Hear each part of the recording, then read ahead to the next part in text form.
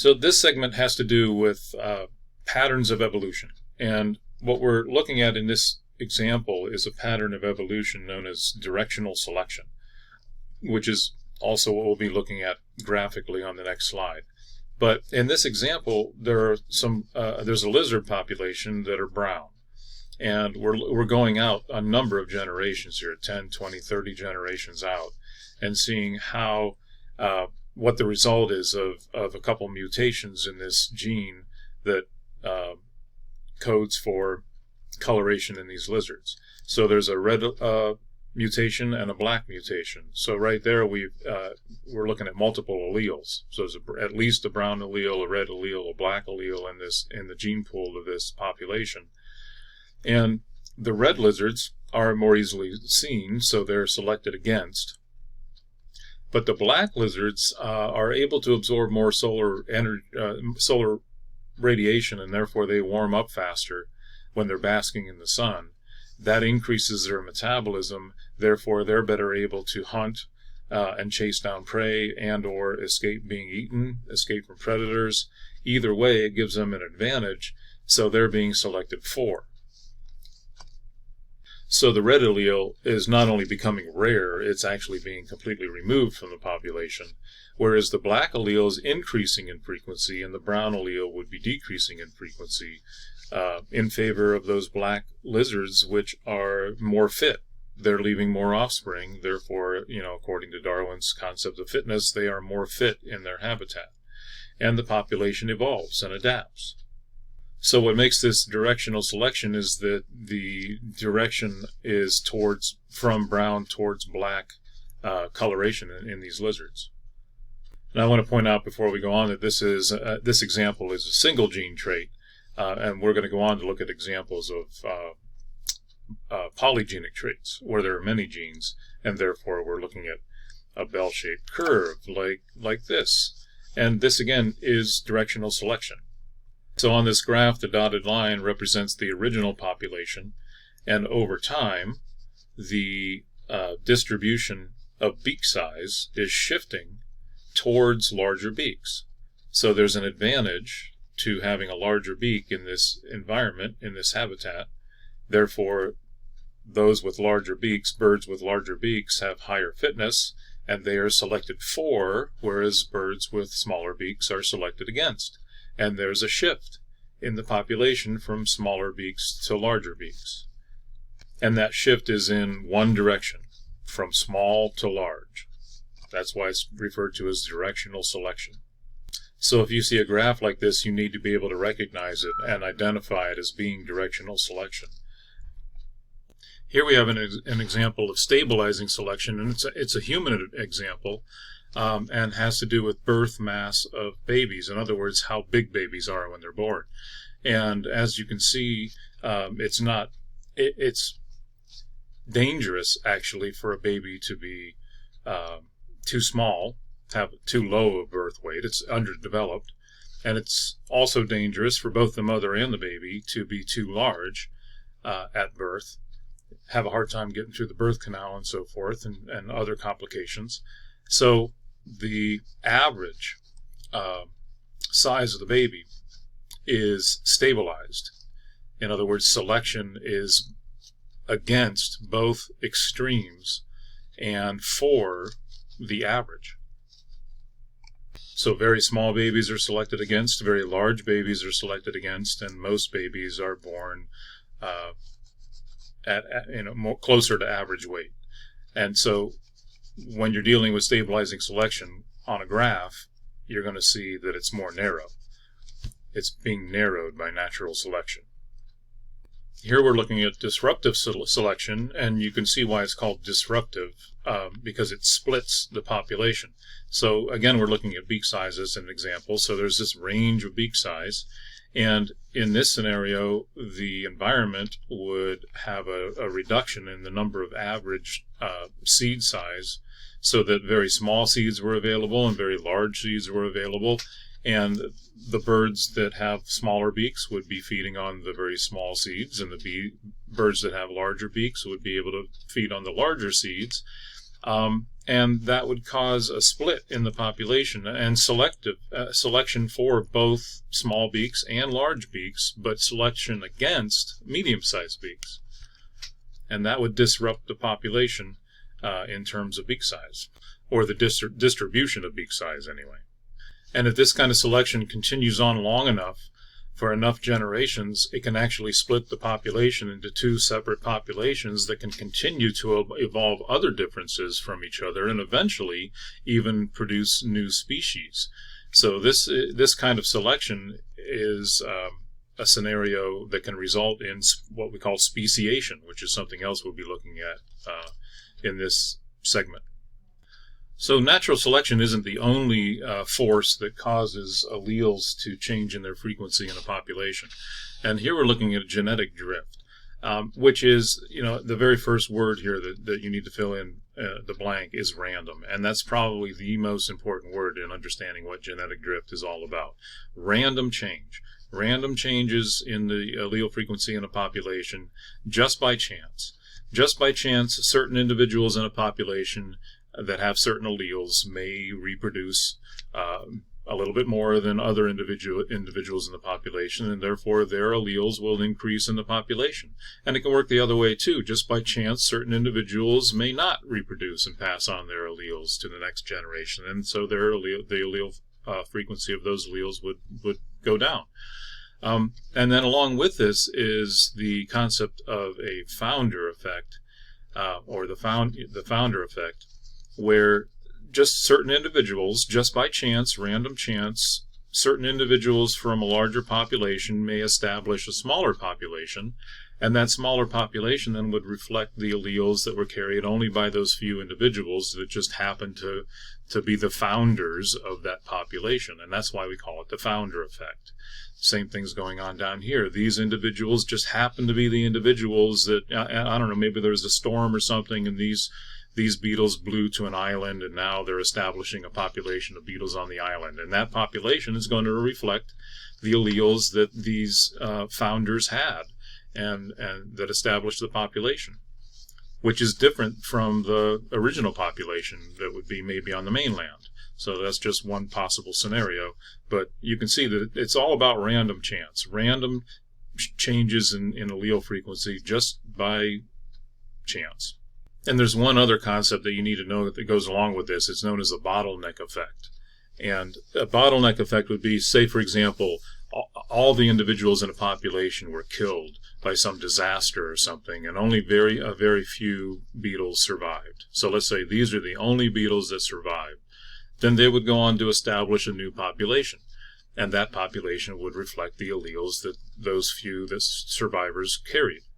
That's known as a bottleneck, a population bottleneck, where the population shrinks down to a very small number of individuals, and just by chance those individuals are going to be passing on their alleles to the growing population, and therefore be more represented in that new population. That's called a population bottleneck, and you need to know about that. It's kind of a subcategory of genetic drift. So both the founder effect and the bottleneck effect are subcategories of genetic drift. They are random changes. So this next concept is known as the Hardy-Weinberg Principle, or Hardy-Weinberg Theorem. And Hardy and Weinberg were a couple scientists that were basically sitting around thinking about evolution and how species change over time. And they thought up an idea that what would it take for a population to not evolve? And they came up with these five things that would have to be true for a population to not evolve. And the thing to keep in mind here is that they would all have to be true at the same time for a population to not evolve. And if a population is not evolving, that's referred to as genetic equilibrium. Right? So we're talking about no change in allele frequencies from generation to generation. The allele frequencies stay the same. They're constant. That's genetic equilibrium. So what would have to be true? Well, there must be random mating. And most of the time, mating is not random. For example, mates choose each other, so it's not totally random. And the population must be very large. Both of these things have to do with genetic drift. Because for matings to be totally random, matings are more likely to be random in a large population. So the larger the population, the more likely it is that matings will be random, and that will prevent genetic drift. So it's all about preventing genetic drift. Because again, genetic drift will cause a population to evolve, will cause allele frequencies to change. So what else must be true? Well, there can be no migration into or out of the population. And this is a concept that we call gene flow, not to be confused with genetic drift. So this is a new vocabulary term, gene flow. And it's kind of easy to remember what it means, because if you think about it, when individuals move into a population, migrate into a population, they're bringing in alleles that they carry, and those alleles, you can think of them as flowing into the population. Likewise, individuals moving out of a population, they're carrying alleles with them that are flowing out of the population. So gene flow is going to change the allele frequency in a population. And so, again, this is something that cannot happen if a population is going to stay at genetic equilibrium and the allele frequency not change. Number 4, then, there can be no mutation, because mutations instantly change the allele frequency. They can change one allele to another allele, or introduce brand new alleles. So allele frequency is instantly changed with any kind of mutation. So to maintain genetic equilibrium, for a population to not be evolving, there must be no mutation. And last but not least, there can be no natural selection. In other words, there can be no selective pressures acting on the population to select for or against any particular alleles in the gene pool. And again, if you think about it, all of these 5 things would have to be true for all alleles for there to be no evolution in a population or no change in the allele frequency in the population. And that's never going to happen. Therefore, populations are always evolving. And my last point here is that this all has to do with what's known as population genetics. And so these guys, Hardy and Weinberg, would be considered probably the fathers of population genetics.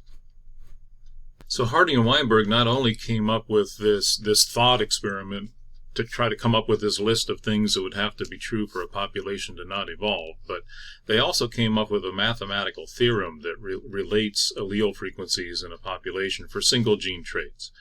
And this is it. P squared plus 2pq plus q squared equals 1. So again, it's relative frequencies, right? And what each of these terms is a genotype. P2, or p squared, is the genotypic frequency of the homozygous dominance in the population. In other words, if you think about it as a Punnett square, that would be this square, homozygous dominant. 2pq is the genotypic frequency of the heterozygotes in the Punnett square. And the 2 is because there are 2 possible combinations of alleles to produce those heterozygotes.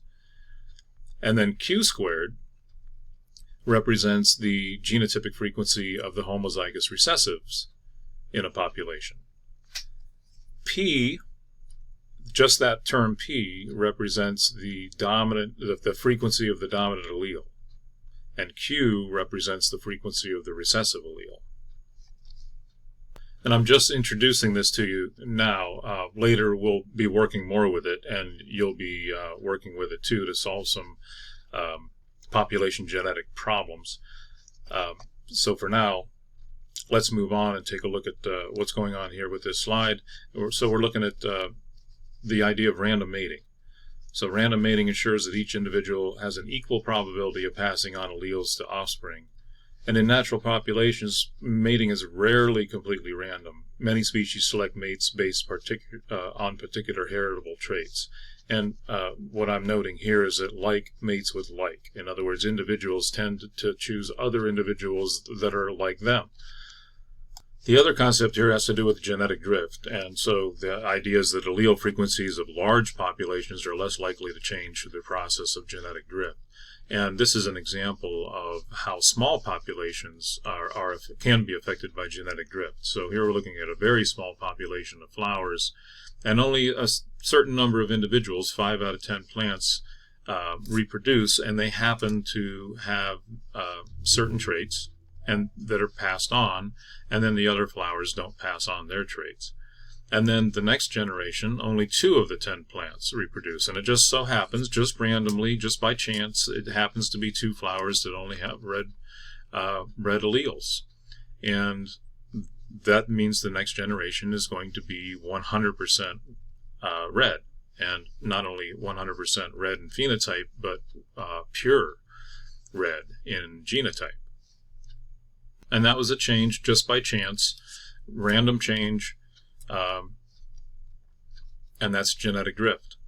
And just an aside here, the red allele, because there are no recessive alleles left in the gene pool of this population, that allele is said to be fixed. The dominant allele is now fixed in the population. In other words, unless there's a mutation to produce another recessive allele, the recessive allele no longer exists, and therefore it will not show up in the next generation or the next, or the next, or the next, unless some new individual somehow enters the population.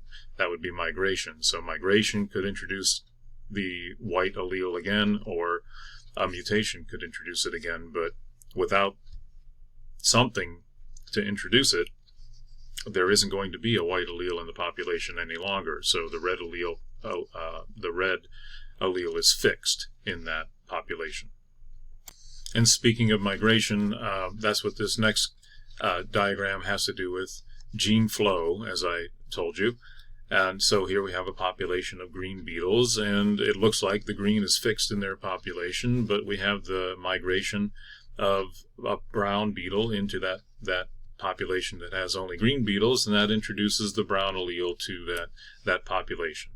So because individuals may bring new alleles into a population, there must be no movement of individuals into or out of a population if a population is going to remain at genetic equilibrium. Again, this is all about that thought experiment. What would it take to keep a population at genetic equilibrium and not evolving?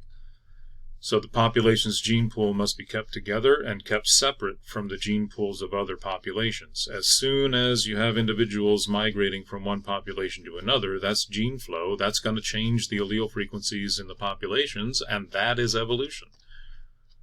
Also, if genes mutate, new alleles may be introduced into the population, and allele frequency will change. And then finally, to maintain genetic equilibrium, all genotypes in a population must have equal probability of survival and reproduction. No phenotype can have a selective advantage over another. There can be no natural selection operating on the population. So again, the whole idea is to keep the population from evolving. What would it take? Well, natural selection is a powerful force in evolution, and so there would have to be no natural selection for a population to not evolve, for allele frequencies to not change. And the example we're looking at here is predation, where a predator might prefer a particular color of beetle. That alone would change the allele frequency in the population, and in this case there would be an increase in the frequency of the brown allele.